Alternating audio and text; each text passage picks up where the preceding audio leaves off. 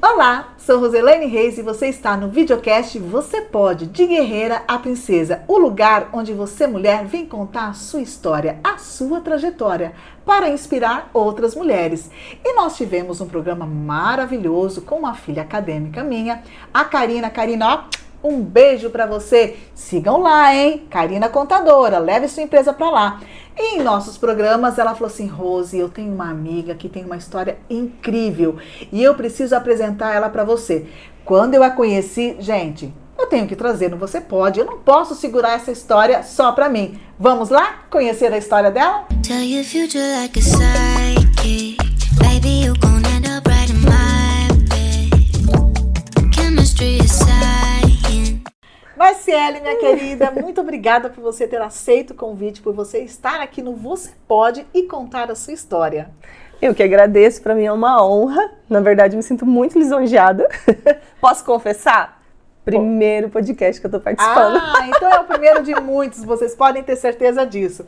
Bom, nós sabemos que a Marciele é uma organizadora de eventos, é uma mentora, só que antes de nós chegarmos nisso, o nosso público quer saber, Marciele, quem é você? Nos conte a sua história. Uau!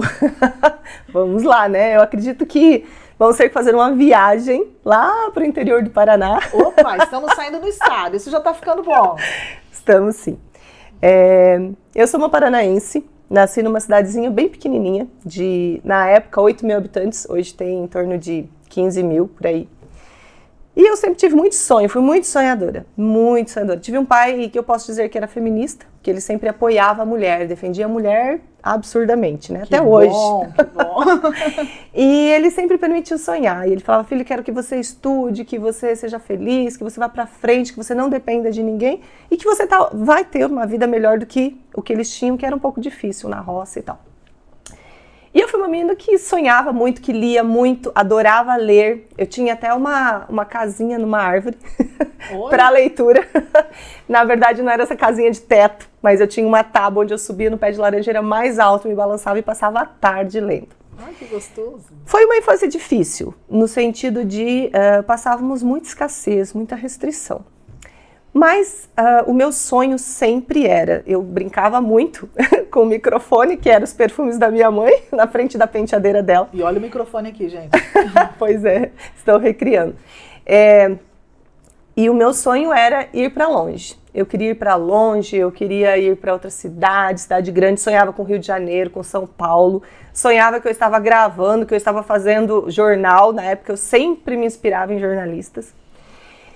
E assim, essa Marciele cresceu numa espiritualidade muito grande na minha família e eu decidi ir para um convento. Foi muito cedo essa decisão, eu tinha 9 anos quando eu recebi a primeira visita dos padres e das freiras no colégio.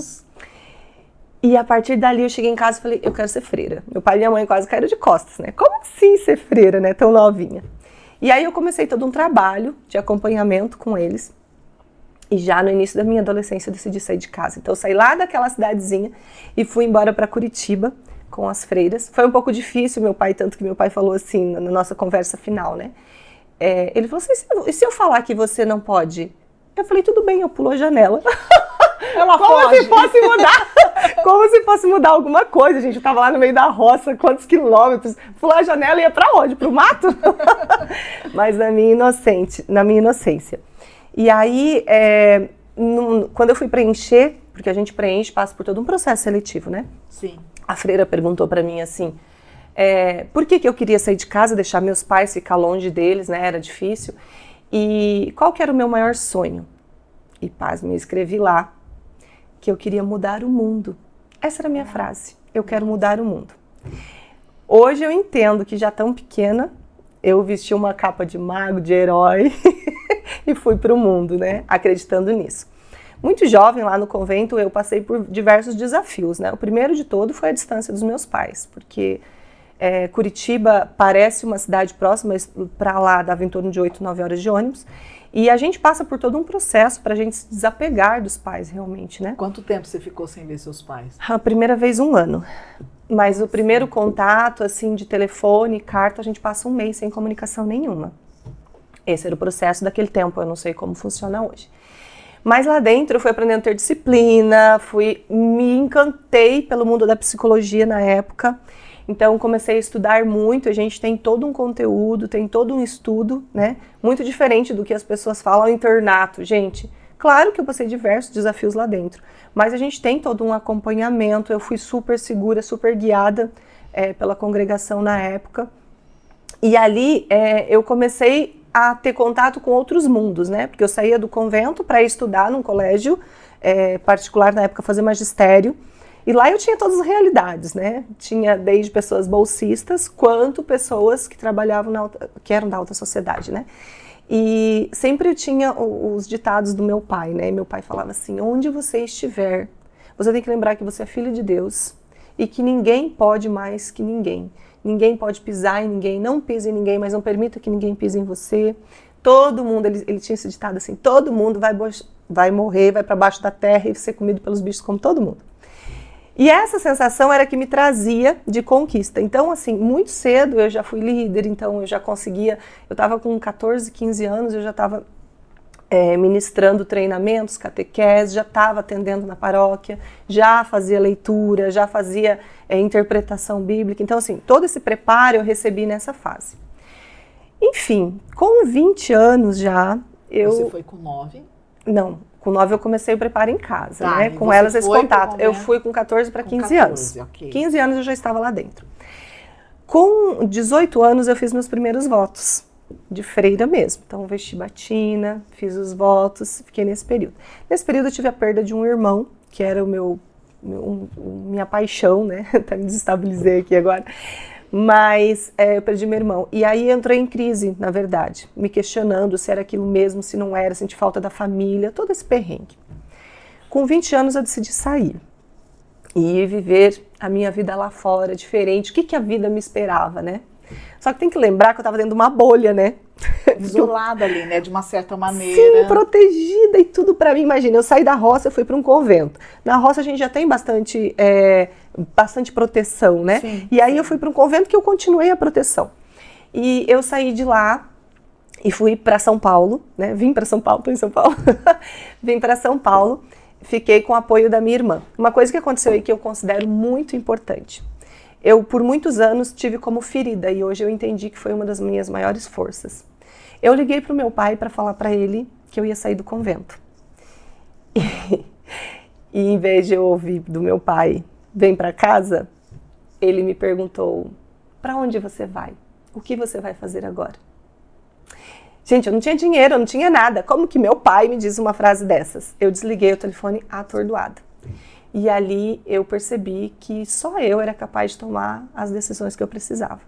E assim como aquela menina tomou a decisão de ir para o convento e ficar longe dos pais, eu tinha que de novo tomar mais uma decisão.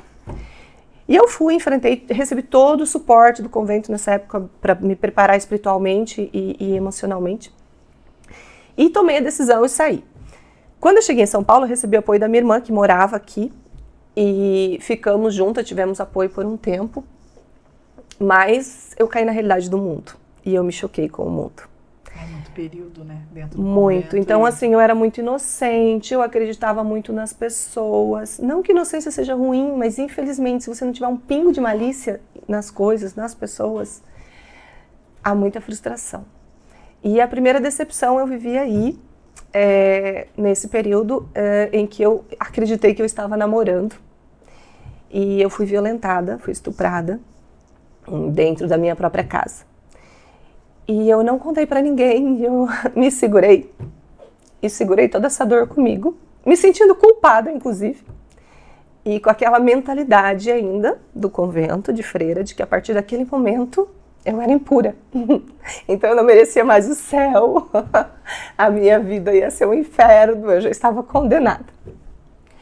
E eu passei todo esse período sentindo culpa, mas eu só tinha duas escolhas. Ou eu assumia aquilo e ia viver de alguma forma, ou... E nessa época eu já tinha uma amizade, mas me aprofundei mais ainda na minha melhor amiga até hoje. Posso falar o nome dela aqui? Pode, por favor, ela está assistindo, com certeza. A Gisele, ela sabe do meu amor por ela. Ela é a minha irmã que eu não tive, que foi a pessoa que mais me apoiou nesse período e durante toda a minha vida e que me apoia até hoje. que eu acredito que a gente tem que reconhecer as pessoas na jornada. E esse é o momento. E ela me deu toda essa força, e nesses perrengues todos, eu meio perdida, eu senti falta da minha família. Então eu decidi voltar para o Paraná, larguei emprego, larguei tudo para estar mais próximo da minha família, estar mais próximo do meu pai, que na época também não estava muito bem de saúde. Voltou às origens. Voltei às origens, fui para o Paraná.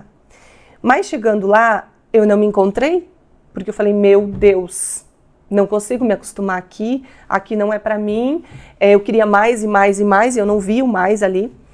E de uma forma não planejada eu engravidei do meu filho, que fez 21 anos agora. Olha. Mas eu não tinha como que eu ia voltar gestante de lá. Então eu me propus um tempo, Marcele aguenta até passar essa gestação. E aí depois você volta para São Paulo. E assim eu fiz, quando ele completou 8 meses de vida. Nesse período para mim não foi nada fácil. E eu me afundei muito, eu fiquei numa depressão e passei pelo processo de depressão pós-parto não reconhecida, só fui entender mais tarde. E com 8 meses eu vim para São Paulo com ele com um berço desmontado dentro do ônibus e uma mala. O que eu ia fazer com o berço? Mais uma aventura de Marciele. Mais uma aventura. Só que quando eu saí de lá, eu saí com uma certeza. Que São Paulo ia mudar a minha vida. Eu não tinha medo de nada, eu não tinha medo de ninguém. Eu virei uma leoa pelo meu filho. E eu vim com a certeza que tudo aqui eu conquistaria. E foi muito louco, porque assim, eu estava com muita força, muita energia, mas ao mesmo tempo eu estava muito machucada, eu estava muito magoada por uma série de coisas que tinha acontecido. Chegando aqui, eu colapsei uma semana, eu arrumei emprego em 2 dias. Já fui trabalhar, já consegui trabalhar, era a certeza que eu tinha. Milagrosamente, eu acredito muito em Deus, independente de religião e espiritualidade. Eu consegui alugar uma casa, sem trabalho, sem renda, sem comprovar nada, só conversando com uma senhora, uma italiana, e eu com meu filho pendurado no braço. Foi uma aventura bem maluca. Para 20 anos atrás, sim, até era mais possível do que hoje, né? Mas ok, acredito que é a minha determinação. E eu conquistei o meu emprego, fui trabalhar e eu colapsei e acabei indo parar na UTI de um hospital. Porque até hoje foi constatado como uma estafa. Meus órgãos meio que pararam e não conseguia retornar. E eu nunca vou esquecer de uma visita de uma amiga, uma outra amiga que chegou na UTI e falou para mim assim, o seu filho tá lá fora te esperando. Você vai morrer, você vai se entregar, você tá morta-viva. E aquilo, eu falei, meu Deus, eu tenho um filho. Eu preciso retornar. Eu preciso retornar. E, milagrosamente, em 2 dias eu saí da UTI, eu fui pro quarto e uma semana depois eu saí do hospital. E eu voltei pelo meu filho, e eu peguei o meu filho e voltei a lutar. E aí, nessa trajetória muito maluca, os amigos, né, me indicaram para uma vaga no São Paulo Futebol Clube. Sim. E eu entrei no estádio e lá eu comecei toda uma trajetória. Entrei no berçário para cuidar de crianças, porque eu tinha formação de magistério. 6 meses depois eu fui para uma portaria. 1 mês depois eu já estava na administração de São Paulo. Foi um processo muito rápido, assim, em torno de 7 meses. A sua garra e força de vontade, sim, Marcele. Nós passamos muita necessidade. Se eu disser que não, eu estaria mentindo. Mas naquela época eu culpava Deus por tudo que tinha acontecido na minha vida. Eu estava muito longe dele. Hoje eu consigo reconhecer que ele nunca se afastou de mim. A única certeza que eu tinha, eu dormia sem fraldas pro meu filho. Eu falava assim, amanhã de manhã vai aparecer uma fralda em algum lugar. Eu nem sabia de onde vinha essa fé que eu tinha. Mas não era em Deus, achava, né? Uhum. Porque eu falava, ele me abandonou, alguma coisa vai acontecer. Muito revoltada. Meus diálogos com ele eram briga o tempo todo. E de manhã eu ia trabalhar e alguém ia aparecer com um pacote de fralda no trabalho. Olha, Marciele, passei lá de promoção, trouxe pra você. Ok. Uma amiga ia para a feira e trazia Danone e falava, olha, para o seu filho. Outra pessoa aparecia com feira. E assim eu passei anos da minha vida, gerando e abrindo portas. E falava, fechou essa, não é só virar pro lado de cá que vai. Era a única certeza que eu tinha. A minha fé era tamanha que as coisas foram acontecendo muito rápido na minha vida. Eu consegui uma bolsa na faculdade, pelo São Paulo. Rapidamente fui fazer faculdade. Também uma amiga muito sábia. Fiquei desesperada, eu falei, meu Deus, eu me inscrevi, eu passei sem ter estudado, sem nada, e agora o que eu vou fazer com meu filho? Porque onde eu vou deixá-lo? Eu já tinha ele meio período na creche, meio período ele ficava com outra pessoa. Enfim, foram tantos milagres que aconteceram, mas ela me disse assim, Marciele, viva um dia de cada vez. Pense só hoje. O que você vai fazer com ele hoje? Amanhã tem outra coisa, amanhã tem outra, a gente vai dando um jeito. E assim eu fiz meus 4 anos de faculdade nesse formato. Foram muitos perrengues. E muitos amigos. Muitos amigos. Eu tenho uma rede de amigos que me apoiaram a vida toda. E assim eu me formei, passei. Um pouco antes de me formar, um dia assim, eu tive um estalo e falei, chega de pagar aluguel. Eu quero comprar uma casa, um apartamento, alguma coisa para mim. E eu tinha tanta certeza que eu ia achar. Eu falei, eu quero um apartamento seguro, que esteja dentro das minhas condições. Eu vou encontrar que tenha um supermercado próximo, porque eu não tinha carro, que tenha farmácia próxima, que tenha uma escola próxima. Na minha cabeça, eu mentalizei e falei, eu quero isso. Em uma semana, alguém falou para mim de Caixa Econômica Federal. Naquela época, eu era muito aleatória, assim, não tinha muito conhecimento. E eu pesquisei na Caixa Econômica Federal e vi lá um apartamento em leilão. Falei, é esse. Na época, 28 mil. Só que 28 mil, para quem ganhava na época R$1.600, como que eu vou pagar isso? Vou financiar como? Não tinha dinheiro nenhum, tinha que sustentar filho, mal dava para aluguel. E nessa época eu já fazia muita renda extra, corria atrás de um bocado de coisa. Aliás, mulheres, isso não é desculpa, viu? Porque renda extra dá para você fazer em tudo. Nessa época eu fazia faculdade, eu trabalhava o dia todo e à noite eu lavava a roupa para fora. Aos sábados e domingos eu cuidava de um senhor paraplégico. Então assim, nessa época eu já tinha 3, 4 empregos. E nesse mundo no São Paulo eu comecei a me envolver com eventos, cada vez mais. E fui entrando nesse mundo de eventos.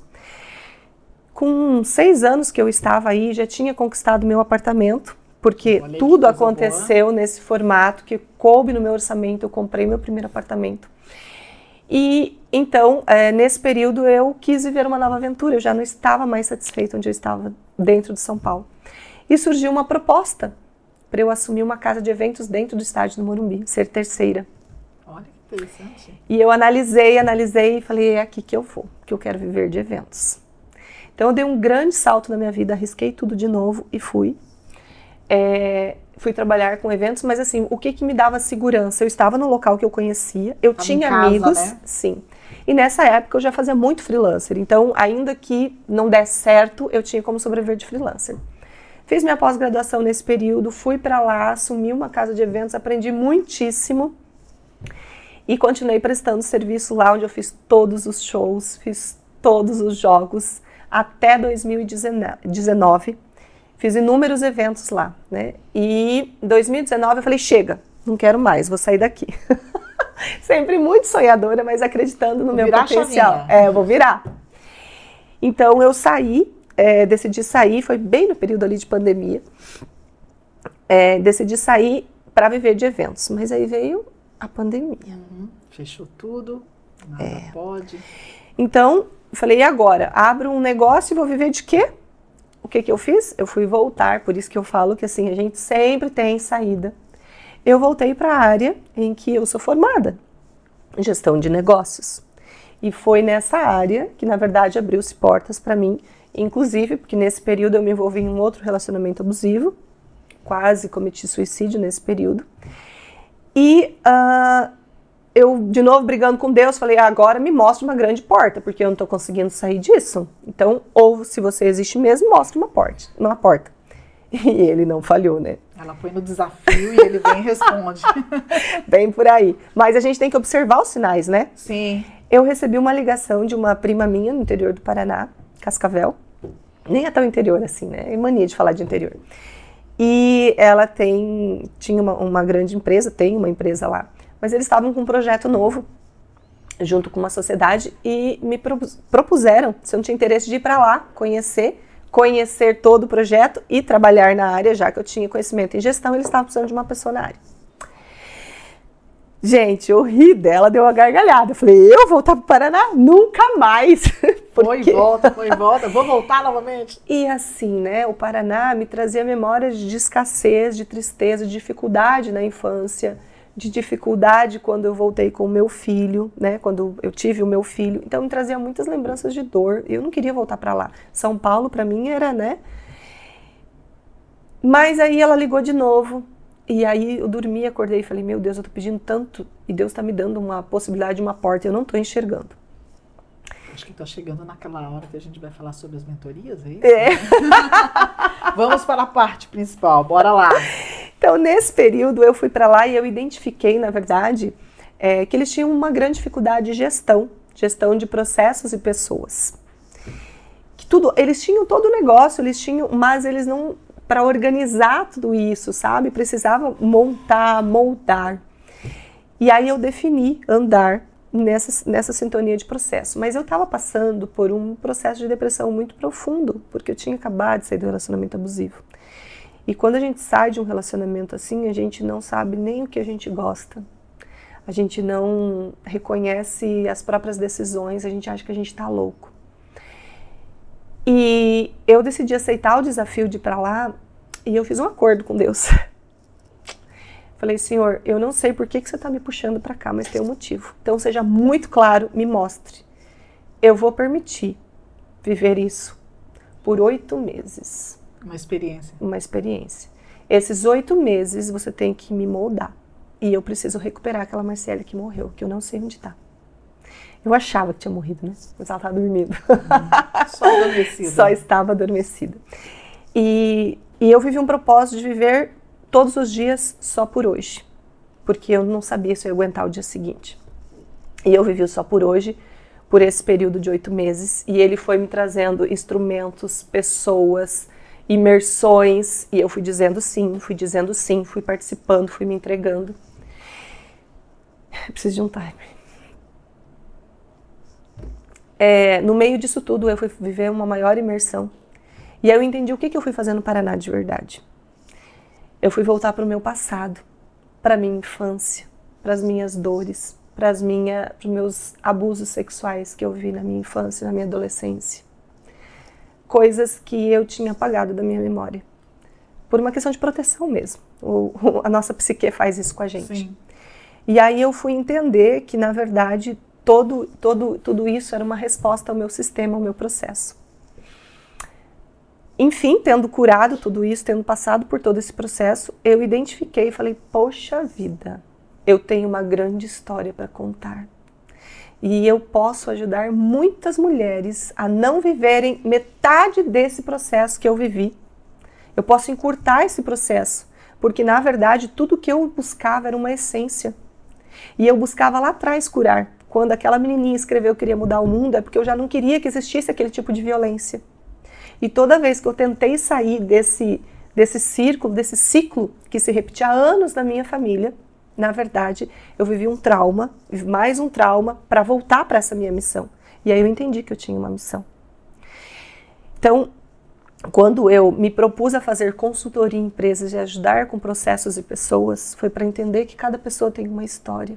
Pode não ter sido de violência. Você já estava querendo entrar ali na questão mesmo das pessoas, dos relacionamentos. Sim, relacionamento. Tudo é relacionamento. Nós viemos a esse mundo para nos relacionarmos, para evoluirmos através do relacionamento. Porque se a gente olha só pra gente, que desafio que a gente tem? Nenhum. O meu desafio vem no relacionamento com o outro. Mas aí eu tinha uma grande questão, eu tinha que me resolver financeiramente, porque eu estava completamente quebrada. Então, eu decidi, depois desse processo, voltar para São Paulo, porque eu entendi o meu processo lá, eu trabalhei, é muito longo se eu for contar tudo. Não. Vamos no áudio principal. É isso aí. Porque, gente, ela vai voltar, tá? Mas eu preciso que ela fale dessa parte da mentoria porque de mulheres, porque é isso que a gente quer mesmo. A sua história é linda. Então, quando eu voltei para cá, decidida, eu consegui retomar a minha postura, o meu posicionamento como mulher, como mãe e como empresária. Então, eu me posicionei e fui prestar serviço em eventos e em consultoria. E aí o meu mundo fez assim, emocionalmente, profissionalmente. Hoje eu tenho um reconhecimento como especialista de camarotes, na construção e na montagem de eventos. Se você pedir para eu montar um evento para 1000 pessoas daqui 2 dias, ele vai estar montado, pronto, organizado, com tudo o que precisa, da forma mais segura possível. Ao mesmo tempo que se você me trouxer um problema na sua família, nós vamos, no seu sistema, na sua empresa, nós vamos sentar e nós vamos entender, nós vamos montar. Eu tenho uma facilidade monstra de organizar o que você quiser, não só em eventos. E hoje eu reconheço isso. Então, se você disser para mim assim, ó, enquanto a gente estava aqui preparando tudo, eu já tive 2 ideias. Eu reconheci o meu potencial de ideias. Mas o porquê que eu estou dizendo isso? Porque por trás de toda dor existe o seu propósito. Por trás de toda aquela dificuldade que você vive hoje, é lá que está a sua missão. E é lá que está a sua essência. Então, quando a gente consegue enxergar isso, nada mais nos segura. Eu tive que me potencializar, que me posicionar diversas vezes. Ah, esquece os seus problemas? Não! Os seus problemas te dão força. É você trazer, ou você fica no vitimismo, ou você vira protagonista. Você só tem essas 2 escolhas. Eu preferi ser protagonista. E que todas as mulheres que estão nos assistindo também decidam isso. É isso que é a minha proposta. É te tirar dessa posição de vítima para o protagonismo. O que você faz de bom? No que você é bom, o que você gosta de fazer. Potencializar isso. Sem ficar olhando o que o outro faz. O que faz de melhor. Eu já vi que você tem um dom de apresentadora aqui. Eu não tenho dom de apresentadora. Mas eu consigo enxergar em você potenciais que talvez você não enxergue. Esse é meu dom. Porque eu olho a sua essência. E eu entendo hoje que toda a minha história, Deus estava me forjando para estar onde eu estou, para conquistar as coisas que eu conquistei. Hoje eu tenho uma liberdade que eu nunca imaginei, mas que eu acreditava lá quando era pequenininha, que eu tinha deixado de sonhar, de acreditar. Então, esse é o meu convite nas minhas mentorias. Vamos identificar no que você é bom, vamos potencializar isso, vamos ver qual que é a sua dor, vamos curar essa sua dor. Mulheres que vivem o abuso, ou que foram abusadas, ou que vivem um relacionamento abusivo, têm uma dor imensa. Só que essa dor, o antídoto dessa dor é a maior força que uma mulher pode ter. Uma mulher abusada, uma mulher que passou por relacionamento abusivo, quando ela decide curar e potencializar, quando ela decide ser protagonista, ninguém segura ela. Nada nem ninguém segura. E é isso. Aí você pode escolher ficar chorando ou virar essa chave. E nós vamos virar essa chave. Vamos virar. Eu quero que você deixe o seu contato, porque eu acredito que muitas mulheres estão nos assistindo agora e estão querendo, gente, eu quero conversar com a Marciele. Como é que funciona? Deixe os seus contatos aqui pra gente, ou telefone, site, Instagram, o que você quiser. Tanto da parte dos camarotes, quanto da parte de mentoria. Sim. Para falar comigo sobre... Na verdade, pode me chamar e eu direciono, não tem problema. Mas se você quer falar mais sobre mentoria, sobre mulheres, sobre relacionamento, o meu Instagram é MarcieleMZ, Marciele com I no final, MarcieleMZ. Se você quiser falar sobre eventos, produção de eventos, construção, enfim, de organização, de palestras, treinamentos, enfim, em geral, o meu Instagram é Zanata Eventos. Mas você pode me chamar no MarcieleMZ, que eu também te direciono. Vai estar tudo lá, tá, gente? Vai estar tudo certinho. Bom, eu não tenho nem como te pedir para deixar uma mensagem final, porque acho que você já deixou, mas te deixa à vontade se tiver alguma coisa a mais que você gostaria de falar para a gente encerrar o nosso programa de mensagem especial com toda essa sua história, né? Por onde eu passei, eu fui freira, eu fiz isso. O que você diria para algumas mulheres que estão se identificando com você nesse momento? O que eu tenho para te dizer, em primeiro lugar, nós somos portais de luz. Nós temos dentro de nós inspiração suficiente. Acredite na sua voz interior, na sua essência. Aquele sonho de menina, ele não está apagado, ele só está dormindo. Olhe um pouco para você, se valorize, se ame. Deus te criou para ser uma mulher digna de todo amor, de toda abundância, de toda prosperidade. Dá sim para você ser profissional, dá sim para você ser mãe, dá para você ser mulher. Mas a primeira coisa que você tem que fazer é olhar para você como mulher, como essência, como filha de Deus. E vem para a vida. Olha que lindo, gente. Bom, o nosso programa, assim que começou, você falou, nossa, que bacana, de guerreira princesa, né? Sim. Então, você vê que eu tô usando um pin aqui, né? Sim. Então, nós queremos deixar um com você. Só que tem uma pergunta que a gente quer fazer. Neste momento, Marciele, você tem 2 opções aqui, tá? Sim. Você é guerreira, aquela mulher que está constantemente lutando, ou você chegou no estágio de princesa. Lembrando que princesa não é aquela que não guerreia. Ela tem um reinado para defender. Ela continua guerreando. Em que estágio a Marciele está? Guerreira ou princesa? Princesa. Ah! Que bom! Olha, eu gostaria que você colocasse. Ele é de Lima, tá? Que Pode lindo. colocar aí. Gente, tô até emocionada aqui, vou chorar. Isso. E a gente só tem a te agradecer por compartilhar essa sua história incrível, que com certeza vai estar inspirando outras mulheres. Minha querida, você vai voltar. Eu não sei as ideias dela, tá, gente? Nós vamos ouvir daqui a pouquinho. Vocês saberão em breve. Mas eu quero aproveitar você agora e fazer o convite. Você que está aqui, concluindo este programa, como é que está a sua história? Vem pra cá. Quem sabe na próxima semana eu não estou contando a sua história aqui. É isso.